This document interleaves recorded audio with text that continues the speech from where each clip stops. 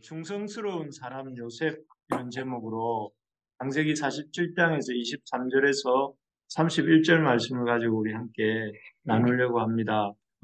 여러분 잘 아시는 말씀 중에 고린도전서 4장 2절에 맡은 자들에게 구할 것은 충성이니라 하는 구절 들어보신 적 있을 것입니다. 맡은 자들에게 구할 것은 충성이다. 정말 그런 것 같습니다. 주님께서 또 주님의 일을 하는 사람에게서 가장 눈여겨보시는 덕목이 충성이다 하는 것이죠. 아닌 게 아니라 우리도 땅 살아갈 때 누군가에게 어떤 일을 맡길 때가 있지 않습니까? 그럴 때 우리도 가장 눈여겨보는 것 중에 하나가 그 사람이 이 일을 얼마나 충성스럽게 잘 감당할 수 있겠는가 하는 것입니다. 그래서 참 이런 충성스러운 사람이 있으면 늘 가까이 두고 또 이렇게 의지하고 또 동력하고 싶은 게 우리의 마음입니다. 요즘 우리가 살펴보고 있는 그 요셉에게서 찾아볼 수 있는 가장 큰 덕목, 요셉이라는 사람에게서 가장 돋보이는 덕목 중에 하나는 이 충성스러움이 아닌가 싶습니다. 그는 누구보다 하나님께나 또 바로에게나 또 하나님 맡기신 사명에 아주 충성스러운 사람이었던 것 같습니다. 바라기는 우리가 이 요셉처럼 어디에 있든지 이 충성스러운 하나님의 사람이 되기를 소망합니다. 그래서 어디에 있든지 또 어떤 일을 하든지 오늘 아침에 찬양으로 고백했던 것처럼 충성하는 사람, 또 충성이 그 사람의 트레이드 마크가 되는 그런 우리가 되기를 간절히 소망합니다. 그런 점에서 요셉의 충성을 보고 또 그런 충성스러운 요셉의 면모를 우리는 어떻게 닮아가고 또 이루어가야 될지 우리가 이 시간 잠깐 생각해 보기를 원합니다. 요셉의 충성은 크게 세 부분에서 나타납니다. 먼저는 애굽왕 바로에게 충성하는 모습입니다.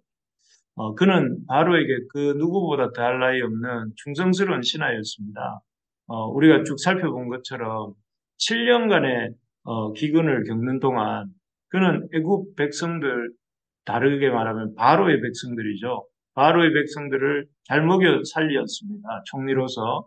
그래서 그 총리로서 자신의 맡은 나라를 다스리는 그런 일들을 아주 잘 감당했습니다. 동시에 그 일을 하면서 백성들만 잘 살피는 것이 아니라 그 바로의 그 왕으로서의 권세, 왕으로서의 그런 어떤 왕권도 아주 튼튼하게 아주 확립을 하는 것을 보았습니다. 그래서 어제 본 것처럼 요셉은 기근의 때에 참 이 요셉 이 애굽의 농사의 기가 근간이라고 할 수 있는 중요한 기초라고 할 수 있는 그 가축대들을 이 양식과 바꾸어서 그 가축대를 국유화합니다. 그걸 통해서 국유화된 가축들이 배고픈 애굽 사람들에 의해서 몰살당하지 않게 하고 또 동시에 그 기근이 끝났을 때에 그 애굽의 농사가 계속될 수 있도록 함으로써 이 애굽이란 나라가 근본적으로 무너지지 않도록 또 애굽 왕의 어떤 통치 기반이 강화되도록 일하는 모습을 보게 됩니다. 그래서 참 이 애굽 왕 바로에게 아주 이렇게 큰 힘을 실어주는 것이죠. 또 더 나아가서 그 가축과 또 가축뿐만 아니라 애굽 백성들의 몸과 토지를 양식과 교환함으로써 백성들이 바로의 종이 되었고 또 모든 땅이 바로의 땅이 되었습니다. 그래서 흉년이 끝날 무렵이 되자 이렇게 오늘 본문에 나오는 토지법을 세우는데 백성들에게 종자를 주면서 농사를 지으라 하고 한 해 소출에 농사를 지어서 새로 나오는 소출의 5분의 4는 백성들이 취하고 5분의 1은 왕의 창고에 들이도록 토지법을 세웁니다. 그래서 토지 생산량의 20%를 라면 적지 않은 금액이지만 적지 않은 양이지만 애국 백성들은 전혀 불만스러워하지 않고 25절에 보면 뭐라고 되어 있느냐면 그들이 이르되 주께서 우리를 살리셨사오니 우리가 주께 은혜를 입고 바로의 종이 되겠나이다 하면서 그 요셉이 제시한 토지법에 대해서 이의 없이 그냥 받아들이고 있는, 은혜로 받아들이고 있는 이런 백성들의 모습을 보게 됩니다. 백성들이 그런 어떤 토지가 국유화되고 토지에서 나는 소산을 5분의 1씩이나 이렇게 올리라고 함에도 전혀 거부감 없이 받아들이고 오히려 그 중성을 다짐하는 이런 모습인 것입니다. 이런 모습을 보면 요셉이 참 바로에게 충성스러운 신하였구나. 요셉이 바로를 참으로 이렇게 든든하게 세워주는 그런 아주 지혜로운 신하였구나 하는 것들을 보게 됩니다. 참 이런 모습들을 보면서 참 요셉은 총리로서 자기에게 맡겨진 그런 왕을 보좌하고 또 백성들을 보살피는 그런 일들을 아주 충성스럽게 잘 감당했구나 하는 것들을 보게 됩니다. 참 그렇습니다. 우리가 맡은 직장 또 우리가 일터에서 이 주님의 어떤 맡기신 일들을 잘 감당하는 것, 지혜롭게 감당하고 그 일의 목적에 맞게 그 일을 최대한 참 지혜롭게 감당하는 것이야말로 하나님 앞에 충성스러운 하나님의 백성이 가져야 될 모습이다 하는 것을 깨닫게 됩니다. 그래서 우리 모든 부르심의 교회 성도님들이 맡기우신 일들을 그렇게 잘 감당하는 저도 되고 여러분도 되시기를 주님의 이름으로 축원합니다.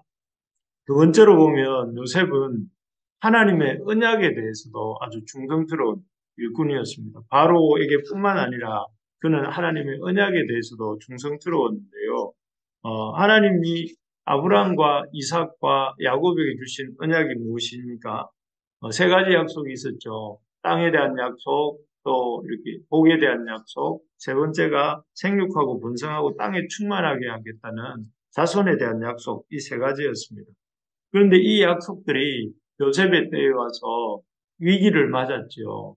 기근으로 인해서 아주 그 중단될 위기에 놓일 뻔했는데 그러나 요셉이 우여곡절은 있었지만 애굽의 종으로 팔려갔다가 총리가 되어서 그 가족들을 애굽으로 모셔가게 되고 또 애굽에서 이 야곱의 가족들이 보존되면서 훗날 70명이 내려갔지만 400년 후에 얼마나 생육하고 번성하고 했는지 출애굽 당시 인구만 해도 장정만 60만이 넘고 아마 추정하지만 전체 인구는 무려 200만이 넘는 그런 어마어마한 숫자로 불어나 있는 것을 보게 됩니다.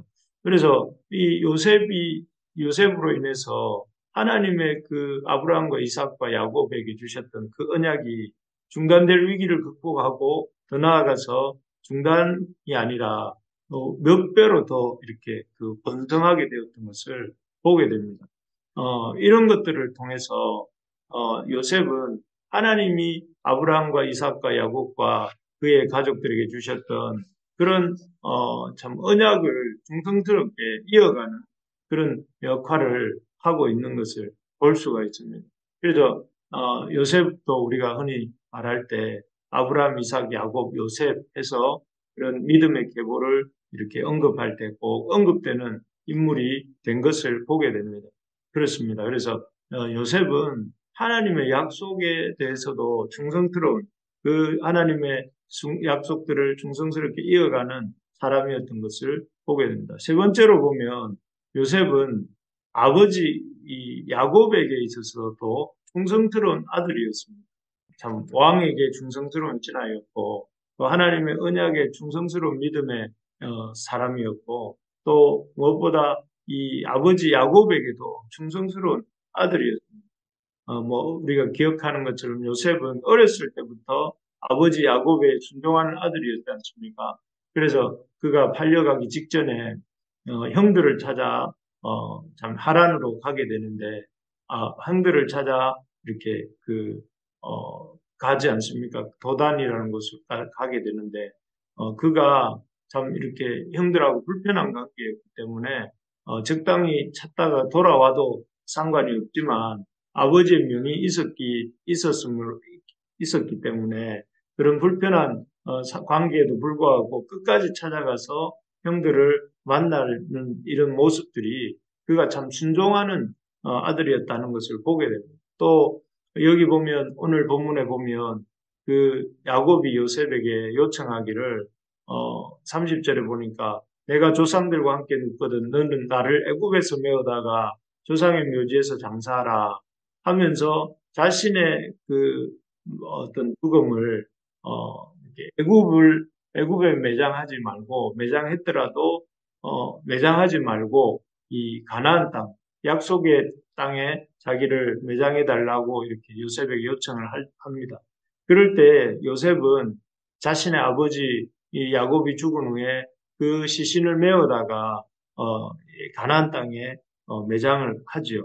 뭐 어떻게 보면 애굽 사람들이 보면 총리가 되어서 이렇게 그 나라 밖에 있는 그 땅에다가 장례를 하러 또 아버지 시신을 가지고 가는 이 요셉의 모습이 별로 이렇게 안 좋게 볼 수도 있지 않았겠습니까?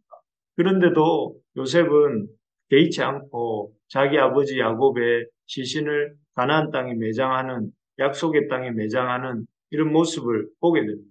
그래서 왜 그러냐면 그것이 아버지의 명령이었기 때문이고 하나님의 말씀이지만 약속의 말씀에 따르는 아버지의 모습이고 동시에 그것이 아버지의 명령이었기 때문에 이 요셉이 그렇게 행하고 있는 것이죠.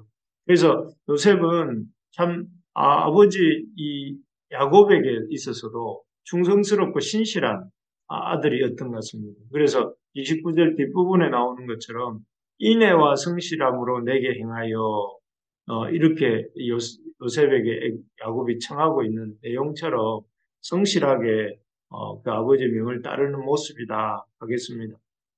이처럼 요셉은 어떤 사람이었습니까? 요셉은 바로 왕에 대해서도 또 하나님의 약속의 말씀에 대해서도 또 육신의 그 아버지 야곱을 따르는 일에 있어서도 아주 충성스러운 신하요 또 충성스러운 아들이요 충성스러운 하나님의 백성이다 얻다 하는 것을 보게 됩니다. 이런 충성스러운 요셉의 모습 때문에 주님께서는 그를 통해 놀랍게 역사하셨던 것입니다. 정말 그렇습니다. 요즘 우리가 사는 시대는 충성이 너무 희소해진 시대입니다. 어제 어떤 말을 들었는데요. 요즘 젊은이들은 대기업에 취업을 해도 그 더 좋은 기업에 취업을 하게 되면 하루 만에 그 직장을 그만두는 경우도 있다고 합니다. 어렵게 들어가지만 더 좋은 직장이 나오면 아주 이렇게 미련 없이 사표를 던진다 하는 얘기를 들었습니다. 자기에게 이득이 되면 어떤 그런 젊은이들은 뭐라 할 마음 전혀 없습니다. 없지만 어쨌든 요즘 세태가 이렇게 이 자기에게 조금 유익이 있고 자기에게 손해가 있거나 또는 유익이 있다면 아주 이렇게 미련 없이 후회 없이 그만두고 다른 곳으로 옮기는 것이 지혜로운 사람처럼 여겨지는 그런 시대입니다. 그러다 보니 충성스러운 사람이 참 없는 것 같습니다. 교회도 그렇고 또 사회도 그렇고 가정도 그렇고 그 어디든 충성스러운 사람이 필요한 시대입니다.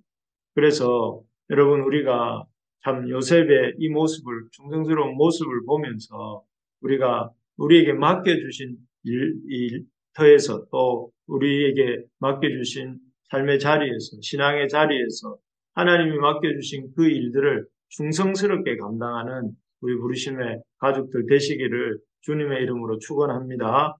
그래서 아무리 힘든 여건 속에 있다 할지라도 또 아무리 낙심되는 상황이라 할지라도 그런 상황 속에서 우리가 요셉처럼 종살이 할 때, 옥살이 할 때, 그럴 때도 힘든 여건 속에서 이 하나님을 의지하고 최선을 다했던 요셉처럼 우리가 묵묵히 우리에게 맡겨주신 일들을 감당하는 저도 되고 우리 성도님들도 되시기를 간절히 소망합니다. 그래서 그럴 때 하나님께서 요셉을 통해서 놀랍게 역사하셔서 온 세상을 구원하시는 생명의 역사를 이루신 것처럼 우리의 삶과 또 우리의 가정과 우리의 자녀들과 우리의 일터와 우리의 사역지와 우리의 모든 맡기우신 현장에서 그런 놀라운 구원의 열매 또 생명의 열매를 풍성하게 맺는 그런 은혜가 있을 줄로 믿습니다. 그래서 오늘 이 아침에도 우리에게 충성스러우시고 또 우리에게 충성을 원하시는 우리 주님 앞에서 우리가 믿음으로 달려가는 오늘 이 시간 또 이 하루가 되기를 주님의 이름으로 소망합니다.